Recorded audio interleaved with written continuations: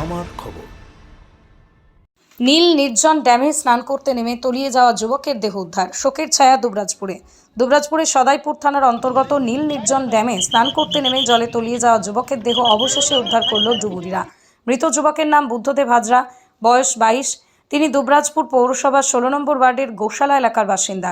স্থানীয় সূত্রে জানা যায়, সোমবার দুপুর প্রায় 3টে নাগাদ বুদ্ধদেব হাজরা তার দাদা অনিক হাজরা, জ্যাঠতো দাদা কৃষ্ণ হাজরা এবং জামাইবাবু তাপস হাজরার সঙ্গে নীল নির্জন ড্যামে স্নান করতে যান। তাপস হাজরা পাড়ে বসে থাকলেও বাকি 3 জন জলে নামেন। স্নান করার সময় অসাবধানবশত তারা গভীর জলে ডুবে যেতে শুরু করেন। পরিস্থিতি বুঝতে পেরে তাপস হাজরা দ্রুত গামছার সাহায্যে উদ্ধারের চেষ্টা করেন। তার তৎপরতায় অনিক হাজরা ও কৃষ্ণ হাজরাকে উদ্ধার করা সম্ভব হলেও বুদ্ধদেব হাজরা জলের গভীরে তলিয়ে যান। এরপর থেকেই তার আর কোনো খোঁজ মেলেনি।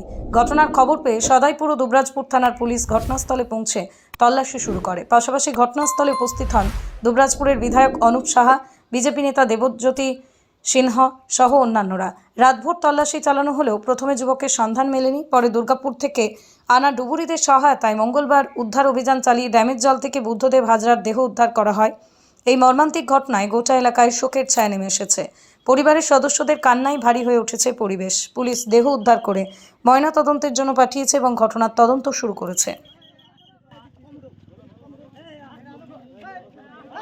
শান্তিনিকেতন গোয়ালপাড়া তালতর রোডে তৈরি হয়েছে অত্যাধুনিক পরিষেবা সম্পন্ন একটি ইংরেজি মাধ্যম স্কুল, কলেজ গুরুকুল শান্তিনিকেতন। স্কুলে রয়েছে smart classroom, activity based learning, NEET ও আইআইটি জেইই প্রস্তুতি, অলিম্পিয়াডের প্রস্তুতি, ইনডোর স্টেডিয়াম এবং ট্রেন্ড ফ্যাকাল্টিজ।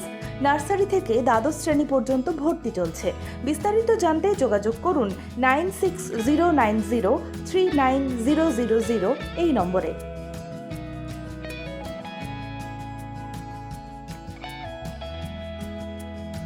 দেখতে চোখ রাখুন আমাদের ফেসবুক ও ইউটিউব চ্যানেলে।